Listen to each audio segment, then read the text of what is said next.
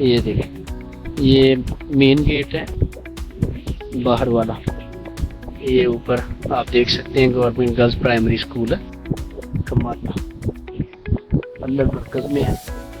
और इसी तरह ये अगर अंदर देखें तो सेम सिचुएशन है जहाँ से बच्चों ने गुजर के जाना है।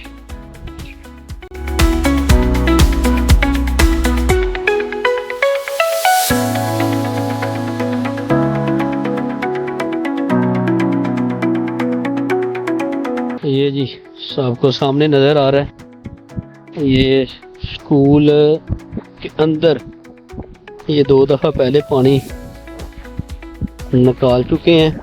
उसके बाद अब भी तकरीबन को 2-2 फीट अभी भी पानी जो है ना इसमें मौजूद है। ये सारा फुल भरा हुआ है, बाउंड्री वाल, इसकी बाउंड्री वाल तक जो है ना वो पानी ही पानी है। ये जिधर भी नज़र घुमाएं चारों तरफ पानी ही पानी नज़र आ रहा है।